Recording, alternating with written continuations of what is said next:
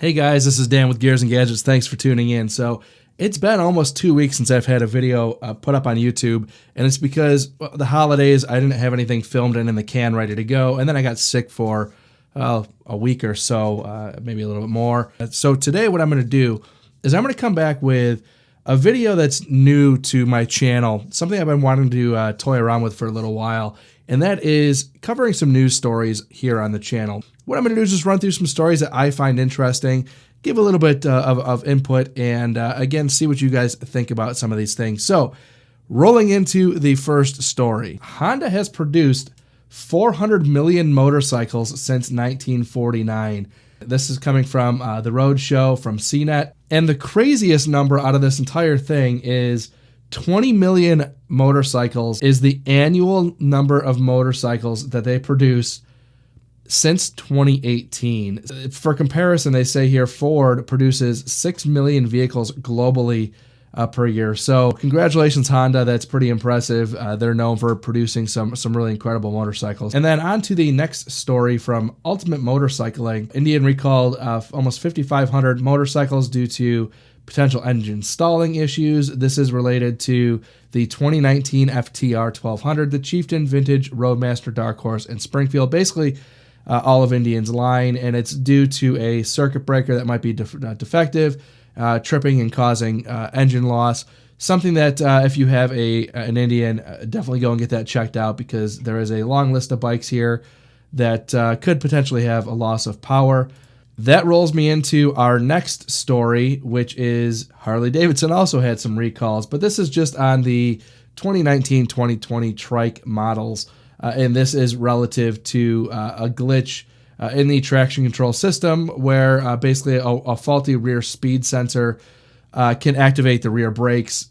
That's clearly something you don't want happening as you're rolling down the road, to have the back brakes lock up. That would be bad. If you have a trike from Harley-Davidson 2019 or newer, definitely go and get that checked out as well. And another bit of Harley-Davidson news. That's right, Obi-Wan Kenobi rode the electric Harley-Davidson Livewire across the Western Hemisphere. This is something I believe they're doing just to demonstrate the future of EVs. It's something that I've been following. Ewan McGregor and Charlie Borman finished, it was a 3-month trip from Argentina to California, again on some modified Livewires. These were basically built for some off-roading and just ultimately banging some real long miles, and apparently they did it okay. I would look forward to seeing what they put out here on the Long Way Up series, which I believe will be on YouTube. I know they did a Long Way Down. I'll link that in the description down below, but it'll be very interesting to see what these guys were able to do on their modified Livewires. And hitting pretty heavy on the Harley-Davidson news, this is something that I find troubling with Harley-Davidson's marketing in general. How IBM uses AI to help Harley-Davidson find future riders. And sure, using machine learning and all these things for marketing, I think it's really a cool thing. But what they are not doing is hitting the social media world that we all live in.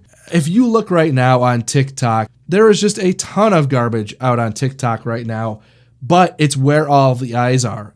Yeah, it's where a bunch of teens are at this point in time, but it's where you want to be, because that's where the young eyes are, and that is where marketing attention should be spent. And as of right now, as I'm filming this video, I don't believe Harley-Davidson even has a TikTok account. I wasn't able to find anything, so if you know of one, let me know in the comments down below. But spending all of this time, this is a perfect example of book smarts kind of trying to trump street smarts, and you have to be able to live in the world of both. That's one thing I don't think Harley's doing very well right now, which is marketing in more of a street smart sense.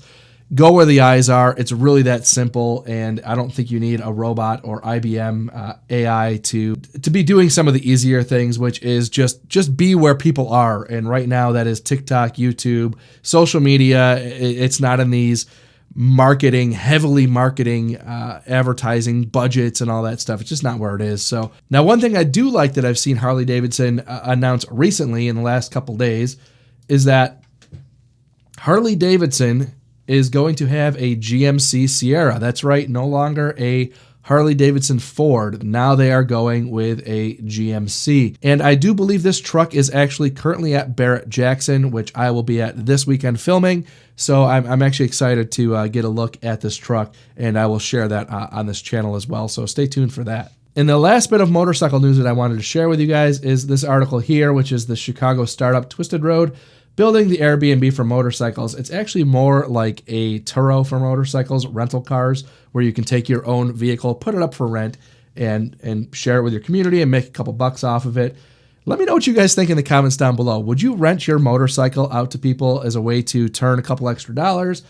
Obviously, there's fears of people dropping it and all that stuff, but insurance is a part of that, and it's an interesting idea. I like this Twisted Road idea. I'll link that in the description down below. I think it's pretty cool. I just wanted to toss it out there as something that you guys might appreciate. And now we'll jump into some automotive news, some things that I thought were pretty interesting in the last couple of weeks.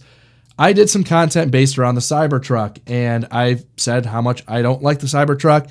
I'm really at the point where I'm just over the Cybertruck unless they redesign it. Rivian is the company that I think is going to crush Tesla. And the reason why I think that is because Tesla has actually expired their $7,500 tax credit. So across the board, if you buy a Tesla, you no longer get that $7,500 tax credit.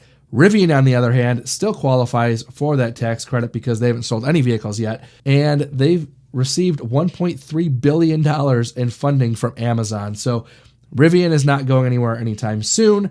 And another thing that I find very interesting is this tank turn that they just released. If you ask me, that tank turn is pretty awesome. I think that's a pretty cool thing. I think that'll be a great off-road feature, maybe a little bit gimmicky, but certainly I could see that having some use. I can't wait to see this Rivian in person. On the same topic of trucks, Ram pickup trucks beat the Chevy Silverado in 2019 for the first time ever. I think this new Ram 1500 is a slam dunk. I think the design of this truck is absolutely awesome. It's been getting rave reviews. Now, with that being said, this only includes the Chevy Silverado. If you put the GMC Sierra back in the mix, then GM is back on top, but not by much. Fiat Chrysler sold 633,000 Ram pickups in the United States in 2019, and that is compared to the 575,000 Silverados. Ford actually was able to sell 896,000 trucks, so Ford still is the top dog, but it is interesting to see that Ram they're coming, and FCA has done a really good job with that truck.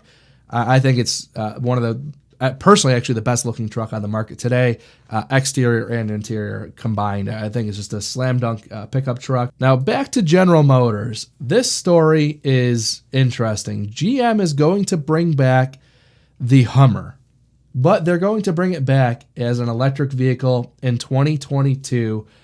And the word is that LeBron James is going to be the face of this, or the spokesman. I don't hate the idea of a Hummer EV. I personally would go more along the lines that this is going to be something geared more towards the Ford Mustang EV SUV that just came out, and it's going to anger a lot of Hummer fans, and that's my guess, is they're just going to rechurn that nameplate into something that it's not really ever been, and I think it's going to ruffle feathers, but I'm totally guessing. I don't know. We'll see. Let me know in the comments down below what you guys think. And the last piece of news.